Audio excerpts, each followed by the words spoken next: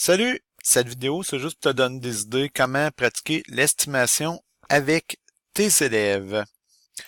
Tout d'abord, tu pourrais prendre l'estimation dans le sens de la mesure. Pourquoi je te dis ça? Ben, ça te donnerait des bons exemples d'ateliers de manipulation qui permettraient aux élèves de bien comprendre c'est quoi l'estimation et surtout à quoi ça sert dans la vie, puis des exemples concrets, contextualisés. Donc, tout d'abord, ben, tu pourrais, par exemple, faire le revêtement d'un plancher. Donc, tu demandes de couvrir toute la surface qui est ici, qui pourrait être tout bonnement là, une feuille de carton avec un petit carton gris, là, ou peu importe la couleur.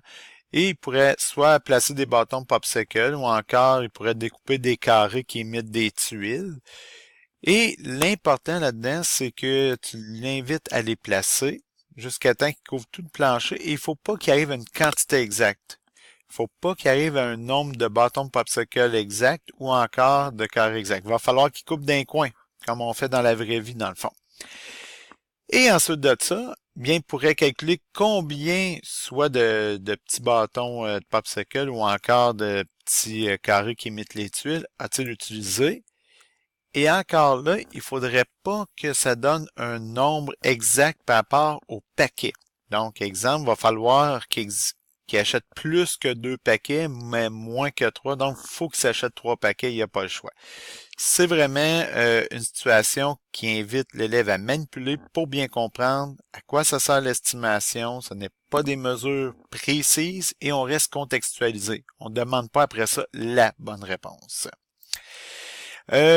Par rapport à notre dossier sur les vacances, eh bien, tu pourrais utiliser Google Maps et calculer, exemple, un voyage. Bon, ici, j'ai pris de l'école secondaire La Découverte jusqu'au Centre Bell.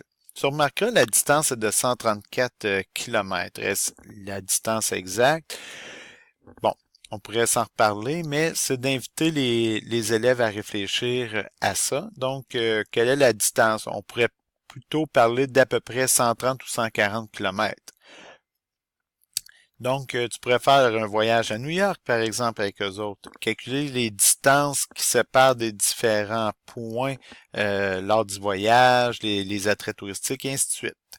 L'estimation et le temps. Donc, se rendre à Montréal, ça prend pas 1h32 minutes et 28 secondes. On dit, bah, ça va me prendre à peu près 1h30.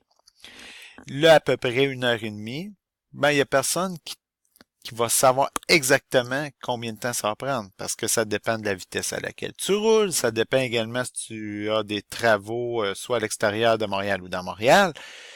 C'est la même chose, tu pourrais planifier le voyage à New York. Ah, les douanes, c'est pas arrêté à la minute près. Donc, tu pourrais te servir du voyage pour calculer, estimer le temps que ça va prendre, se rendre à quelque part.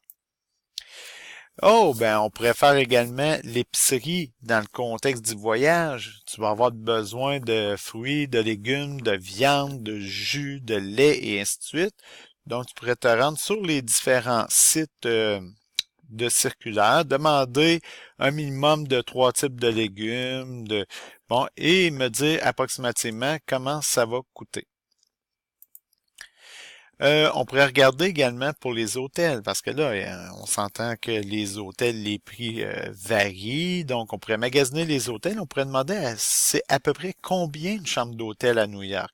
On pourrait être surpris des réponses de nos élèves et surtout, encore là, ils vont estimer les coûts de voyage avant de voyager. Eh bien voilà, c'était plusieurs idées pour l'estimation. Je te remercie beaucoup de ton écoute et passe une belle fin de journée.